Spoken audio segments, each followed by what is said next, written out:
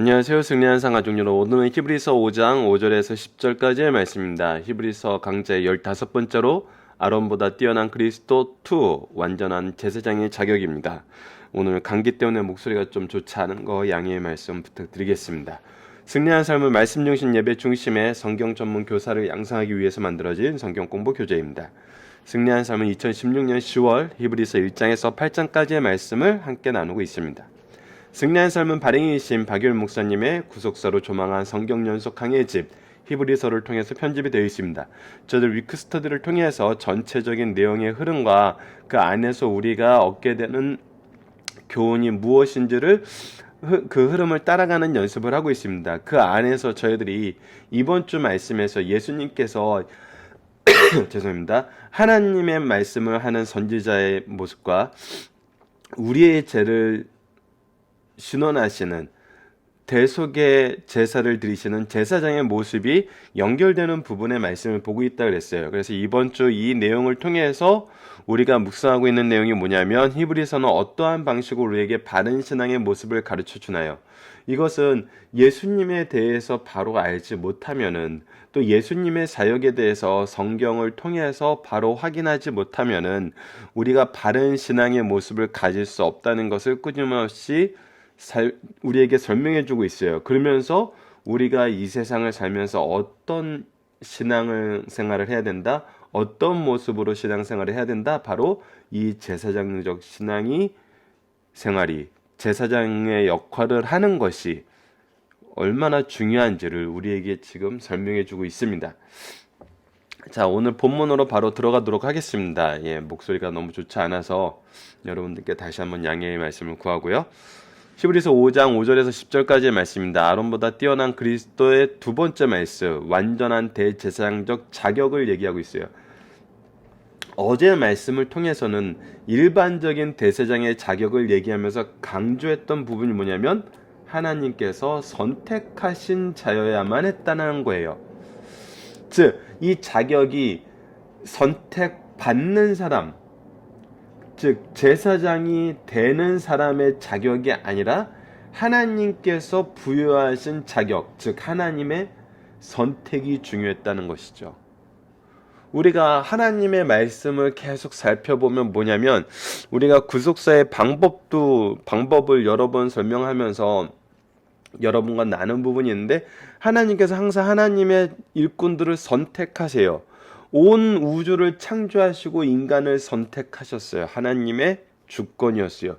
인간이 창조되기 전부터 그렇게 선택하시고 정하셨어요. 그래서 이 선택이 우리가 항상 기준이 되는 겁니다. 우리의 삶과 신앙에 이 하나님의 선택의 기준이 가장 중요해요. 대제사장직도 바로 그러하다는 것입니다. 선택하신 다음에 하나님의 능력, 하나님의 사역을 위임하세요. 위임하시면서 우리에게 그것을 할 수 있는 능력을 주시죠. 그래서 우리가 사역을 맡은 사람의 특징이 뭐냐면 항상 겸손하다는 거였어요. 그리고 이것을 계승하게 하세요.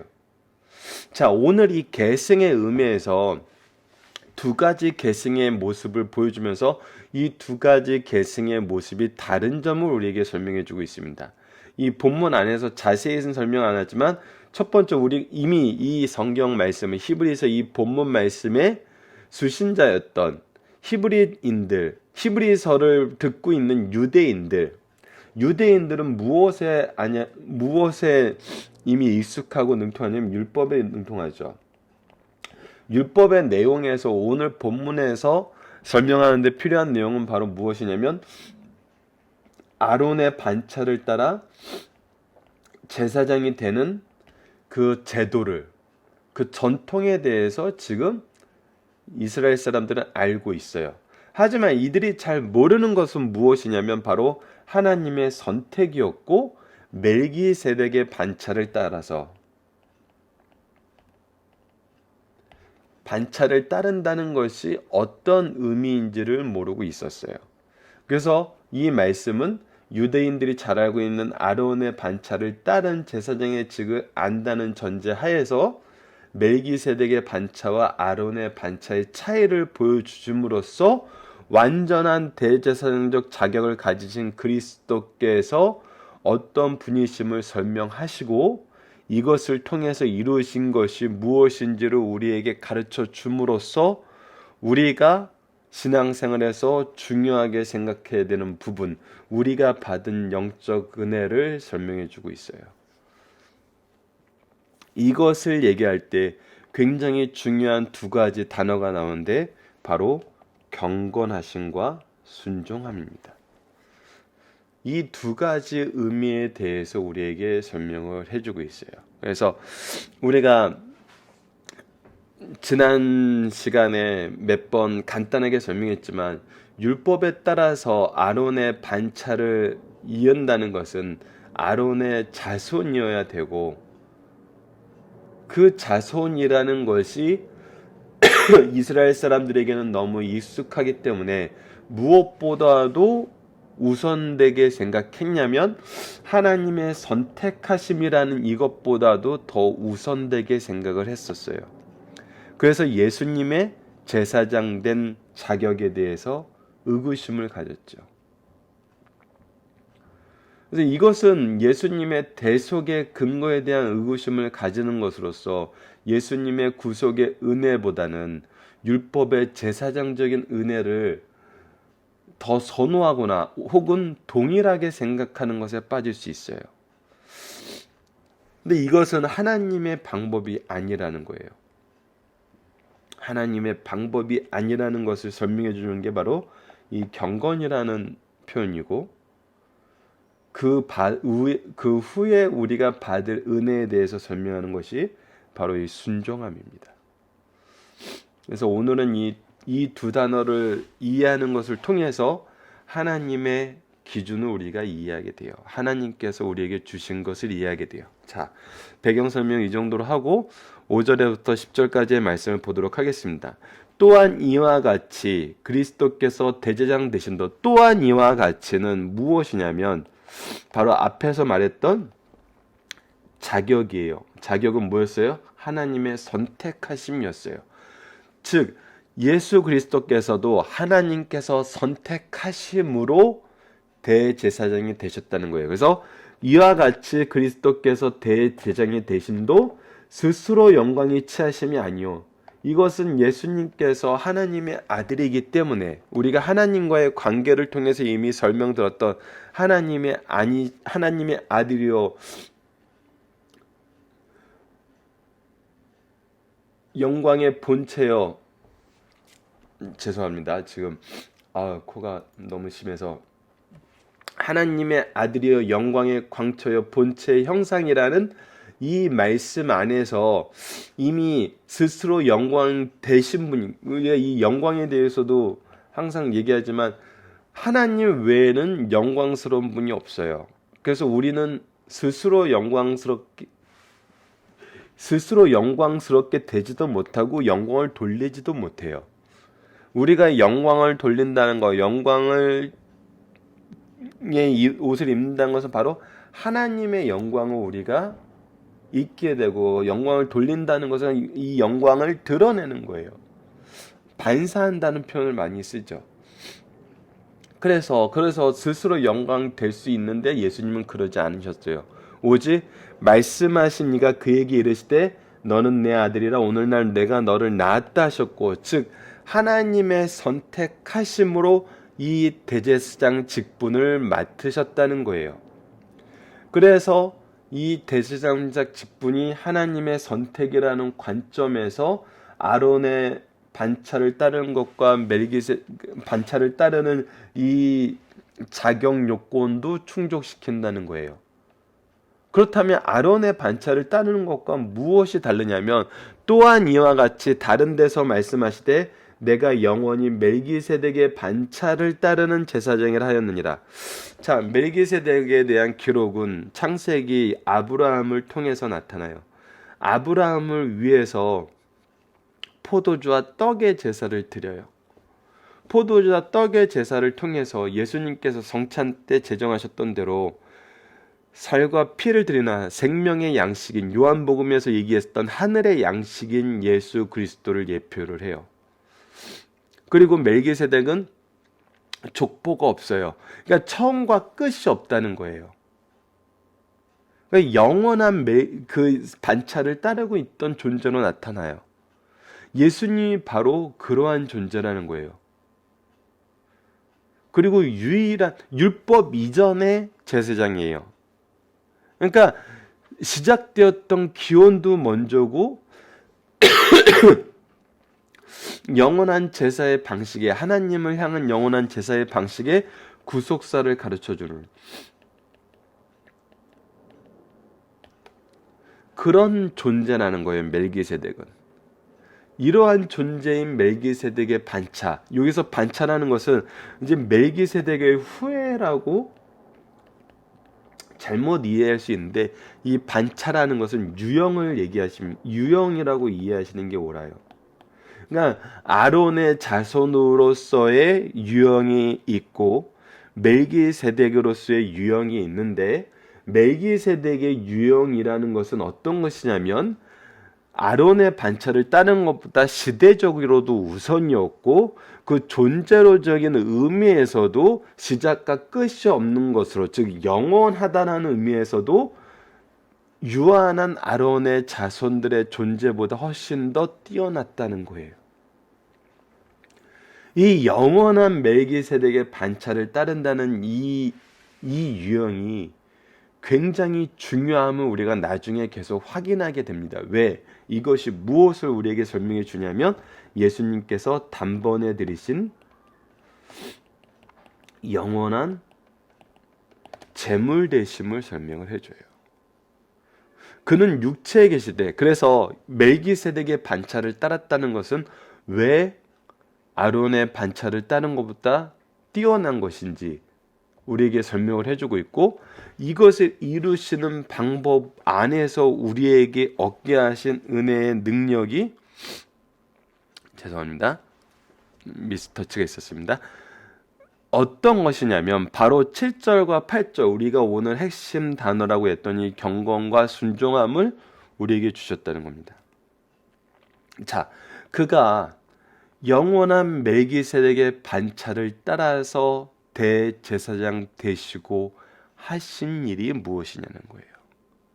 그는 육체에 계실 때 자기를 죽음에서 능히 구원하실 이에게, 우리를 죽음에서 구원하실 이는 누구밖에 없냐면 바로 하나님밖에 없어요. 지금 그래서 하나님을 향하여 어떠한 모습을 우리에게 보여주셨냐는 거예요. 심한 통곡과 눈물로. 심한 통곡과 눈물이라는 것은 모든 유형의 형태의, 기도의 형태로 우리에게 설명해 주고 있어요. 그것이 이제 간구와 소원을 올렸고 하고 연결이 돼요. 그러니까 지금 예수님께서 하신 일은 무엇이냐면 철저하게 하나님께 호소하는 거였어요. 하나님께 모든 형태와 시간을 바쳐서 하신 일이 무엇이었냐면 간구와 소원이었다는 거예요. 너무나 간절하게, 너무나 절실하게, 너무나 이것에 대해서 온전하게. 근데 그것이 어떤 것이 되었냐면 그의 경건하심으로 말미암아 들으심을 얻었느니라. 자, 여기에 신앙생활의 핵심이 있습니다. 경건하심은 지금 두 가지, 우리가 성경적으로 이 경건하심에 대해서는 이 원어 성경을 보면은 지금 딱 두 군데, 이 성경에서 히브리서에만 사용이 되어 있어요. 그래서 영어 성경을 보면은 두 가지 표현이 있는 것을 볼 수 있는데, 이 부분에 대한 설명으로 우선 첫 번째는 레버런트예요. 말 그대로 경건함이에요. 이것을 원어 성경을 영어로 주의한 거에는 어느 단어로도 표현이 되어 있냐면 godly fear예요. 하나님을 경외하는 것이란 표현으로 쓰여 있어요. 신을 경외함. 하나님을 경외한다는 이 단어 어디서 많이 나오죠? 바로 잠언에서 많이 나와요. 그래서 이 경건이라는 것은 하나님을 경외하는 건데, 하나님을 경외한다는 것은 무엇이었어요? 하나님을 경외하는 것이 지혜의 근본이라 그랬어요. 즉 하나님의 기준을 아는 거예요. 하나님의 뜻을 아는 거예요. 예수님이 하신 모든 일은 자기의 자의적인 게 아니었어요. 육체로서 무엇을 이루셨냐면 모든 하나님의 뜻을 충족시킴을 이루셨다는 거예요. 이것이 예수님이 이 지상에서 우리를 위해서 하나님의 모든 의를 충족시켰던 모습이었어요. 이 부분은 우리가 요한복음에서 좀 더 구체적으로 묵상할 수 있었어요. 예수님이 하신 일은 자의적인 게 없었어요. 그것이 경건이에요. 이 경건하심을 여러분들 이 차이를 조금만 더 생각을 해봅시다. 이것을 윤리적으로 보면은 우리가 항상 윤리적인 것은 왜 개혁주의가 윤리적인 부분을 성경을 통해서 강조하는 것을 굉장히 조심하면서 주의를 주냐면 이 의미를 알아야 돼요. 이 의미를. 그래서 너무 윤리적인 강조, 율법적인 강조라는 표현으로 이 부분에 대해서 조심스럽게 적용을 해야 됨을 강조하는 분들이 많은데, 왜 그러냐면 이것을 그냥 우리가 단순히 하나님의 뜻을 따라야 돼, 우리의 생각보다, 우리의 욕심보다, 우리의 죄악보다 하나님의 뜻을 따르는 것이 하나님이 원하시는 거야. 이것은 엄밀히 말하면은 우리의 사고와 생각을 어디에 멈추게 하냐면 예수님 이전에 멈추게 해요. 여러분들, 예수님 이전에는 율법의 의를 우리가 이룰 수가 없었어요.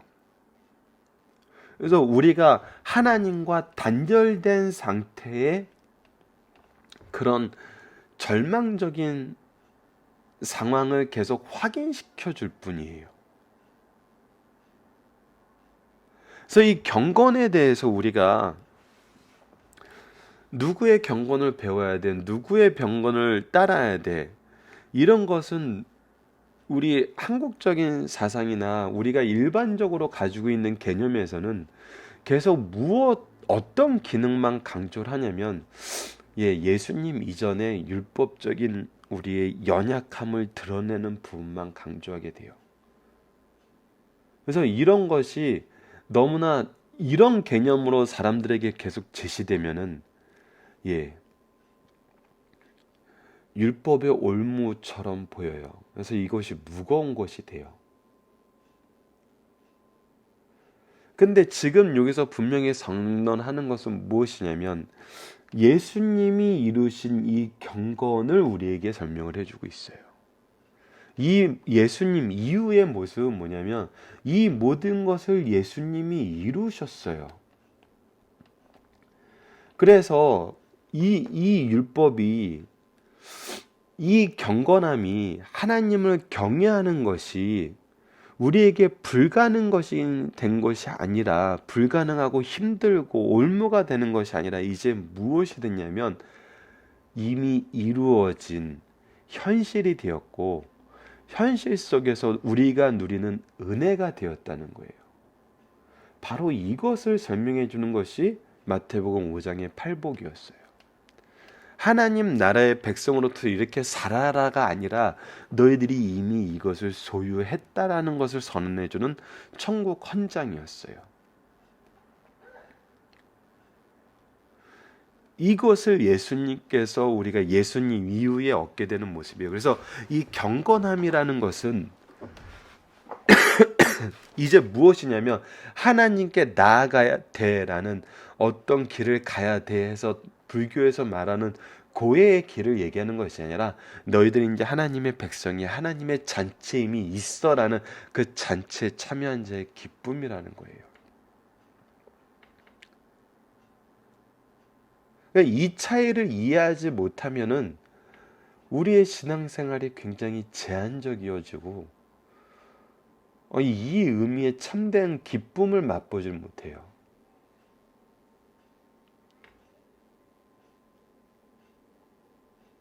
그래서 이것은 유대인의 전통에도 굉장히 잘 나타나는데 여러분들 유대인들의 전통에서 성년식이 얼마나 기쁜지는 제가 예루살렘 지역 사진을 몇 번 소개해 준 적이 있는데 그 부분에서 정말 이 성년식은 되게 기쁘고 즐거운 날로 표현이 돼요. 그런데 엄밀히 말하면 이 성년식이 뭐냐면 바로 율법의 아들이 되는 날이에요.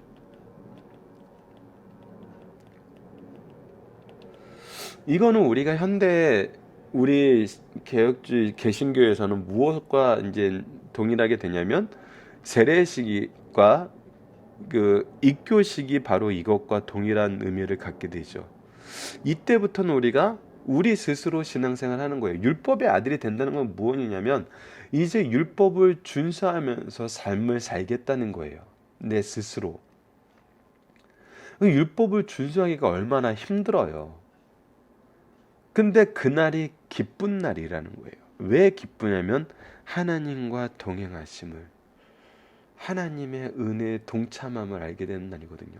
그래서 이들은 율법으로서 이 많은 어려움 속에 예수님 이전의 삶을 살면서도 이것이 무엇은 날이냐면 기쁨의 날이고 환희의 날이에요. 이날은 주의 날일세. 이 찬양이 바로 이 율법의 아들이 되는 날 부르는 찬양이거든요. This is a day, this is a day. 그러니까 이것은 우리가 주일날의 의미로 지금 우리는 찬양을 드리고 있지만 엄밀히 말해서는 이게 연결이 돼요. 예수님을 통해서 우리가 이 날을 회복하고 이 날을 즐기는 거거든요. 그것이 바로 예수님의 경건하심으로 우리에게 주신 선물이에요. 우리는 그래서 이것을 즐기는 사람이에요. 이것을 어떻게 즐기냐는 거예요. 그가 아들이면서도 받으실 고난을 순종함으로 배워서 예수님께서 이 경건을 이루시는 모습이 무엇이냐면 바로 순종함이었어요. 이게 예수님이 통로가 돼. 우리를 위한 십자가의 순종함을 예수님께서 온전히 이루셨어요. 이 순종함으로 경건하심을 이루신 것을 어떻게 우리에게 적용시키냐면 자기에게 순종하는 모든 자에게 영원한 구원의 그늘이 되시고 바로 우리에게 순종을 요구하고 가르침으로써 이것에 동참하게 하시요.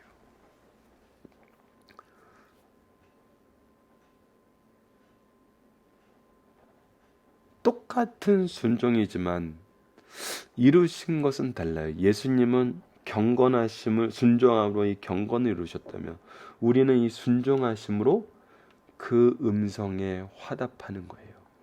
아멘으로 화답하는 거예요. 예수님의 구원하심에 온전하게 되신 예수님의 온전하심에 참여하는 예스라는 것으로 우리가 이 순종함을 드러내요.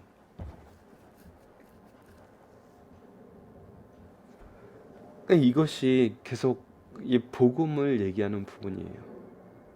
우리의 순종은 경건을 이루는 순종이 아니라 경건을 이루신 예수님이 주신 은혜에 하나님의 영광에 참여만 하는데 쓰이는 거예요.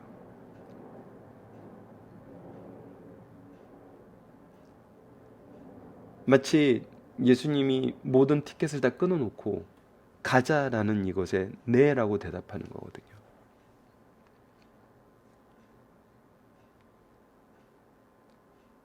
근데 이것을 아니요 혹은 잠깐만요 라는 사람들이 있다는 거예요. 이것이 얼마나 미련한 것이란 거예요. 이 예수님께서 순종함으로 이루신 경건의 은혜를 알게 되면은 우리가 순종하지 않는다는 것은 미련한 일이고 어리석은 일이고 참으로 안타까운 일이라는 걸 알게 돼요.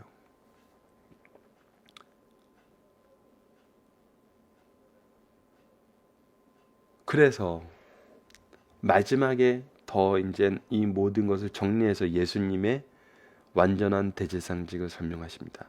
하나님께 멜기세덱의 반차를 따른 대제사장이라 하시는 칭함을 받았느니라. 여러분, 이것까지 해서 이 세 가지가 굉장히 중요한 예수님의 대제사장직을 설명합니다. 7절에서 9절이 무엇을 설명하냐면, 위에서 멜기세덱의 반차를 따른 게 어떤 면에서 위대했다 그랬죠? 첫 번째는 역사적으로 먼저였어요. 두 번째는 영원함에서 뛰어났어요. 세 번째는 뭐예요? 직접 제물 대심이었어요. 예.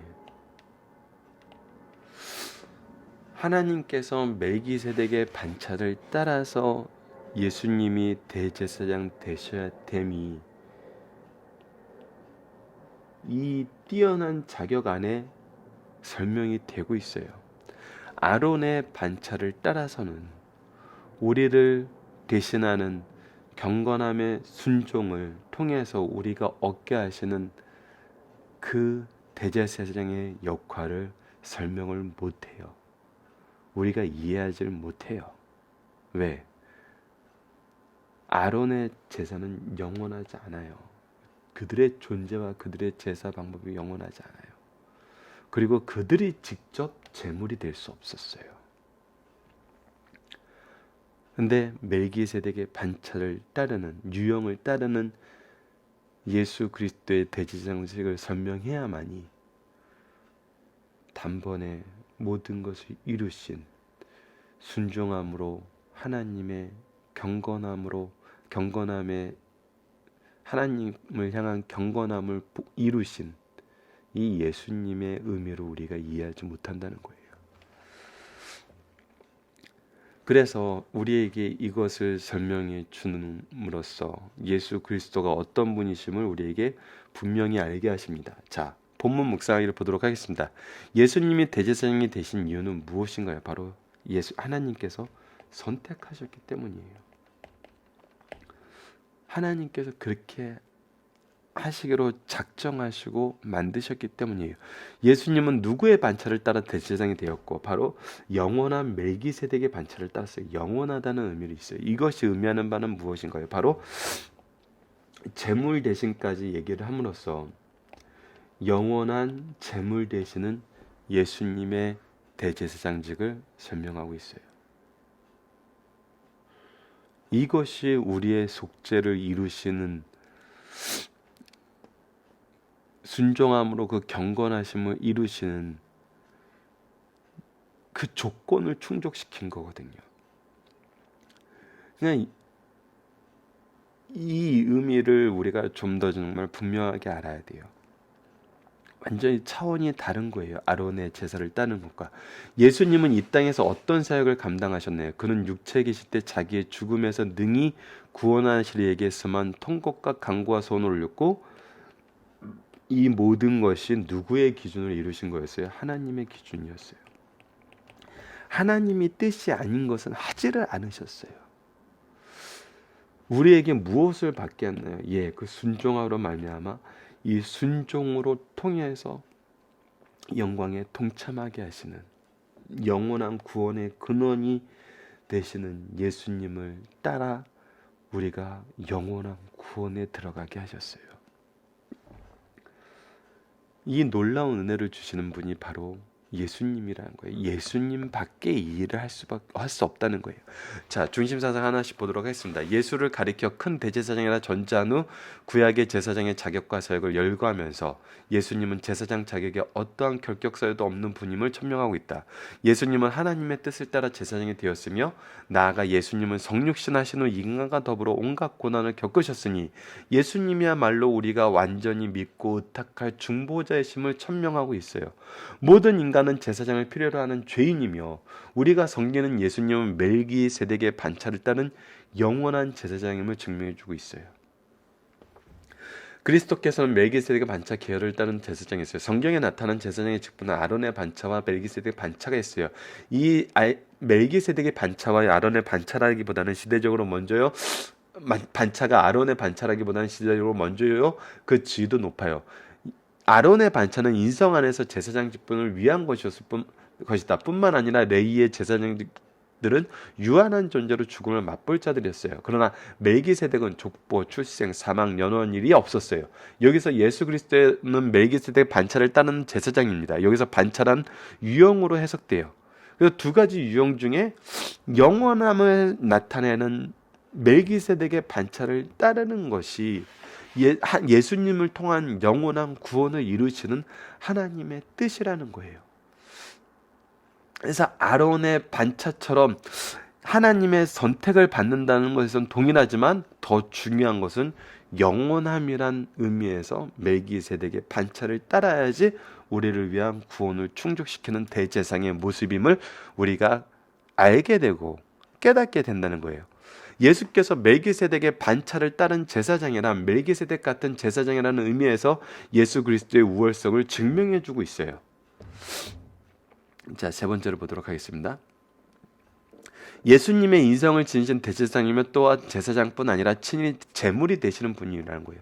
바로 이 부분을 우리에게 또 강조를 하고 있어요. 이 부분이 설명되는 것이 7절에서 9절까지의 내용이 있어요. 예수님은 영적으로 시련이 닥쳐오고 육적으로 두려운 순간이 닥쳐왔을 때도 우리를 구원하시기 위해서 그가 가지신 신성의 능력으로 처리하지 않으시고 아들이시라도 받으실 고난은 몸소 받으심으로 고난의 과정을 실제로 통과하는 경험을 가지셨어요. 그리고 제사장으로서 또한 제물로서 온전히 사역을 수행하셨어요. 이것이 하나님께서 멜기세덱의 반차를 따라서 그의 아들이 친히 고난을 겪고 제물이 되게 하신 이유예요. 이것이 얼마나 감사한 일이라는 거예요. 우리를 죄에서 구원하신 하나님의 공의로우신 방법은 절대권자가 그 권세로 사면 처리하는 것이 아니라 인간 예수로 십자가에서 죽으심으로 대속하신 것이라는 거예요. 하나님의 아들이신 예수는 그 길을 망설이거나 거부하지 않으시고 몸소 고난을 당하심으로 고난을 경험함과 동시에 하나님께 순종하는 것을 배웠어요. 바로 이 순종을 이루시는 이 순종의 모습으로 무엇을 이루셨어요? 경건을 이루셨다고 우리에게 설명해 주고 있어요. 그래서 그리스도는 대제사장으로서 완전히 자리에 나아가게 되었어요. 또 우리 성도들의 순종의 김 행함의 본이 되셨어요. 자, 살펴볼 정답은 여러분들께서 카페를 통해서 확인해 주시고요. 적용하기입니다. 우리는 친히 제물이 되시고 단번에 영원한 속죄를 이루신 예수님의 제사장직을 말씀을 통해서 확인했어요. 왜 예수님이 대제사장이 되셔야 됨을, 그리고 대제사장 되심에 하나님의 방법에서 결격 사유가 없고 왜 예수님이어야만 하시는지를 우리가 오늘 말씀을 통해서 확인했어요. 그렇다면 예수님의 명령으로 이 대제사장직을 받은 우리는 어떠한 방법으로 이 축복을 수행하고 있냐는 거예요. 자, 오늘 본문 말씀에서 예수님이 어떻게 이 일을 행하셨다는 걸 얘기하고 계시죠. 7절, 그는 육체에 계실 때 자기의 죽음을 능히 구원하실 이에게 심히 통곡과 눈물로 간구와 소원을 울렸고, 모든 것을 하나님께 맡기고 하나님의 뜻대로 행하시기 위해서 하나님의 일만 수행했어요. 예수님이 처음에 이 땅에 오셔서 우리에게 보여준 모습은 바로 대제사장으로서, 재판관이 아니라 제사장으로서 우리를 위해서 신원하시고 울부짖으시고 하나님의 뜻을 전하는 모습이었어요. 오늘 말씀은 지난 일주일 말씀을 통해서 우리가 예수님의 길을 배운다는 것, 우리가 신앙생활을 한다는 것은 어떤 모습인지 다시 한번 확인을 하고 있어요. 여러분들, 아까 얘기한 것에 바로 이 경건이라는 단어를 표현하면서 예수님 이전의 율법적인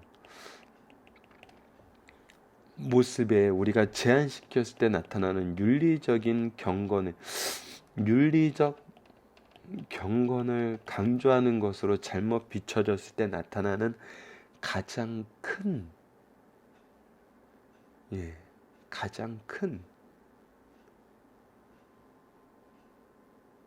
잘못 중에 하나, 빠질 수 있는 오류 중에 하나가 뭐냐면, 우리가 이 경건을 가르치는 사람이 우리잖아요. 말씀을 가르치는 사람이 재판관이 된다는 거예요.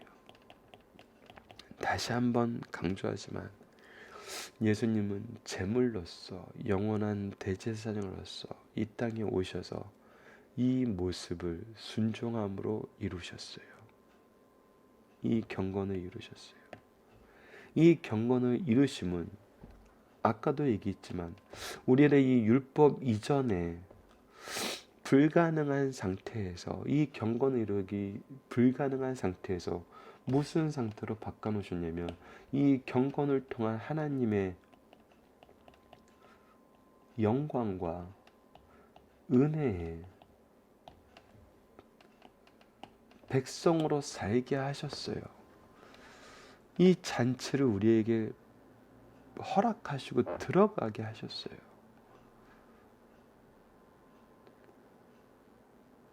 여기에 재판관은 마지막 때에 이 온 우주를 심판하시는 바로 이 예수님만 재판관이 되세요.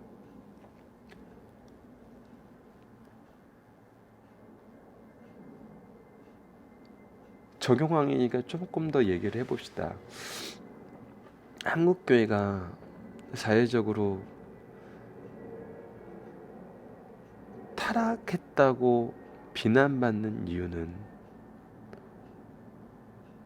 바로 이 부분이에요. 우리가 윤리적인 경건의 틀 안에서 이것을 얘기하면서 우리가 재판관이 돼요. 이 재판관의 모습이 얼마나 어리석은 모습이냐면 바로 마태복음에서 우리가 경험했던 바리새인들의 모습이에요. 유대 지도자들의 모습이에요.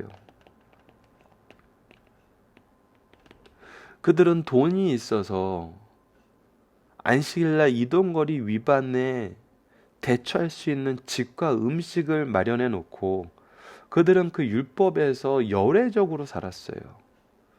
그러면서도 자기네들은 열애적인 내용을 가지고 살면서도 사람들에겐 경건하지 못하다고, 너희들은 죄인이라고, 예외적으로 사는 것을 자기네들의 경건으로 생각하고 예외적으로 살면서도 말씀을 선포하는 것을 자기네들의 경건으로 봤어요. 그것이 자기네들이 생각할 때는 하나님의 의를 이룬 것이라고 본 거예요. 이거는 역사적으로 예수님의 경건하심을 통해서 순종으로 이 자리에 들어가지 못한 유대인들에게 역사적으로 여전히 드러나는 모습이에요. 우리가 지난주에 유대인들의 그런 제사가 없어지고 기도로서 제사를 대체한 모습을 통해서 봤던 것처럼 그들이 생각하는 경건의 기준을 통해서 자기네들의 의를 완성했다고 믿어요. 물론 그 베이스가 성경이지만 근데 이것은 잘못됐다는 것을 예수님은 분명히 가르쳐 주셨고 온전한 경건을 이루시는 모습을 보여줬어요. 근데 이것을 경험하면서도 우리는 여전히 여기에서 살고 싶어 해요.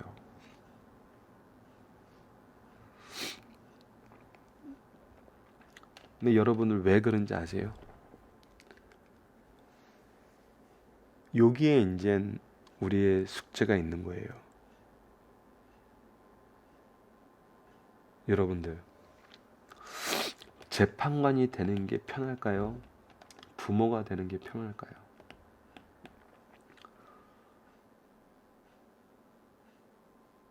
재판관은 딱 그때뿐입니다. 그 재판을 담당하는 그때. 하지만 부모는 재판을 하기 위해 존재하는 존재가 아니에요. 그를 돌보기 위해서, 성장시키기 위해서, 바로 인도하기 위해서 그런 존재예요. 이 부분에 대해서 믿지 않는 사람들도 동의해요. 왜? 이것은 하나님이 세우신 질서니까.